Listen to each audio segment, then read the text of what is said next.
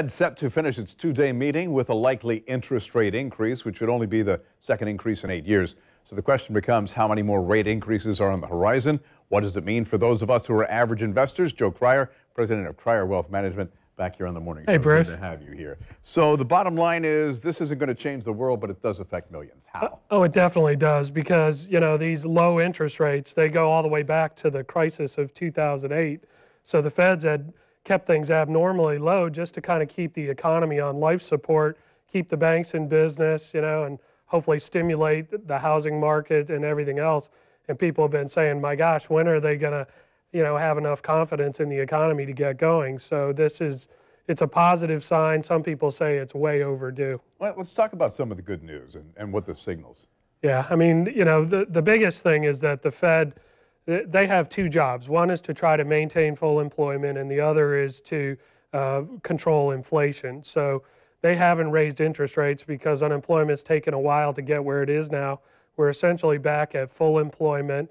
You know, wages may not be where people want them to be, but the employment picture is where they want it. And now the Fed's saying, hey, the economy is strong. We better start raising rates to maybe normalize things. They've been a little too low. All of us know we've been getting nothing in our savings accounts and CDs and things. So as they raise rates, all the other rates that layer on top of that start to go up as well. Now, what do you think about the future? Does this increase that more are on the horizon?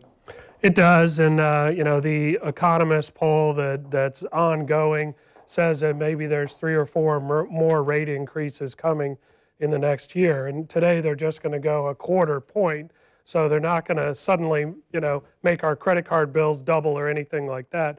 But this is the beginning of a trend, and when the Fed starts, what they like to do is every other month, maybe for a year or two, and in this case, it's seen as a real positive development. How about the Trump factor? There is a pretty healthy Trump factor in there, and as you know, in the last month, the markets seem to have gone a little bit berserk. The Dow's approaching 20,000 all of a sudden, and there's a bit of a problem, and that is that 80% of all recessions tend to occur in the first year of a presidential cycle. What we do know about Trump is he's talking about making a lot of changes in a hurry, and sometimes that can destabilize an economy, maybe even induce a recession.